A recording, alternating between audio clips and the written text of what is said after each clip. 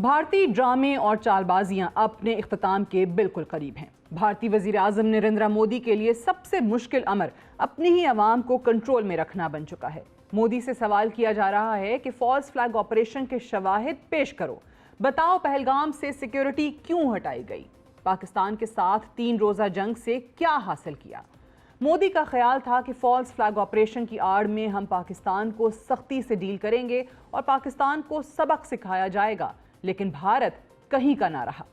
Rafale کا غرور بھی ٹوٹ گیا، اسرائیلی ڈرون کا نشہ بھی اتر گیا، اور رہی بات روسی ایئر ڈیفنس سسٹم S-400 کی، تو وہ بھی پاکستانی JF-17 کے ہاتھوں رسوا ہو چکا ہے۔ 3.5 دن جاری رہنے والی کشیدگی کے دوران 2 اہم سٹیجز دیکھنے میں آئیں۔ پہلی سٹیج جب 6 اور 7 کی رات بھارت پاکستان پر حملہ آور ہوا، اور دوسرا جب بھارت نے پاکستان کی 3 ایئر بیسز کو نشانہ بنایا۔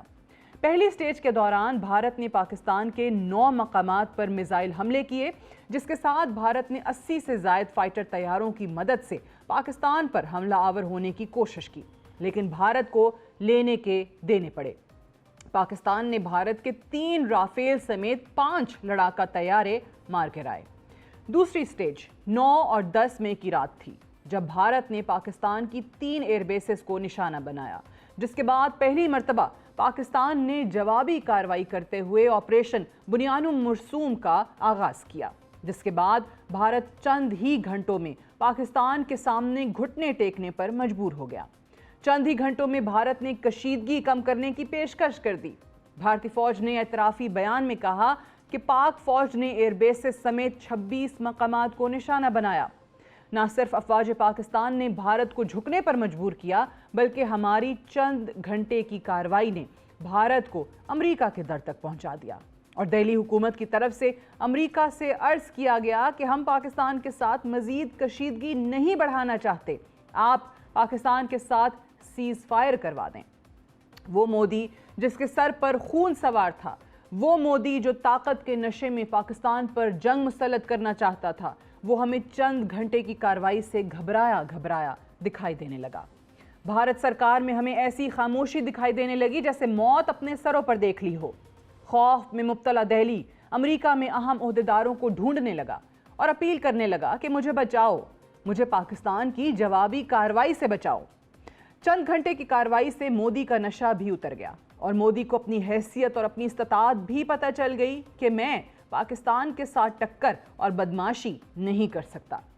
وہ بھارت جو پاکستان کے ساتھ گزشتہ کئی سال سے مذاکرات نہیں چاہتا تھا، وہ پاکستان کی جوابی کارروائی کے پریشر پر کسی نیوٹرل جگہ پر مذاکرات کے لیے بھی رضامند ہو گیا۔ 3.5 دن کی کارروائی سے کیا ثابت ہوا؟ ایک، بھارت خطے کی ایک بڑی طاقت نہیں ہے۔ دوسرا، یہ تصور کرنا کہ میں خطے کا اسرائیل ہوں اور کسی بھی وقت اسرائیل کی طرح خطے کے دیگر ممالک پر حملہ آور ہو سکتا ہوں، آج کے بعد یہ سوچنا بھی ممکن نہیں رہا۔ تیسرا، فضائی برتری کا خواب بھی مکمل طور پر چکنا چور ہو چکا ہے۔ رافیل کا غرور بھی خاک ہو گیا۔ چوتھا، ایئر ڈیفنس سسٹم S-400 نے بھی مودی کی لاج نہ رکھی۔ پانچواں، گزشتہ کئی دہائیوں سے پاکستانی اور چینی زیر استعمال اسلحہ ہمیں ریئل ٹائم میں بھارت کے خلاف آزمانے کا موقع مل گیا۔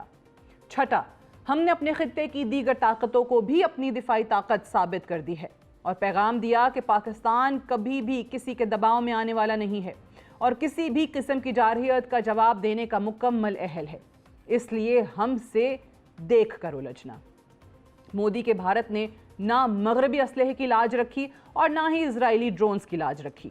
ٹرمپ اور امریکہ جو بھارت کو چین کے مد مقابل اپنے اسٹریٹیجک پارٹنر کے طور پر دیکھتے تھے، ان کو بھی 3.5 دن کی بھارتی کارکردگی کے بعد اندازہ ہو چکا ہے کہ دہلی میں بیٹھا مودی اور مودی کی افواج ہمارے کسی کام کی نہیں۔ یہ کیا چین کا مقابلہ کریں گے؟ ان کو تو پاکستان سے بچانے کے لیے ہمیں میدان میں آنا پڑ رہا ہے۔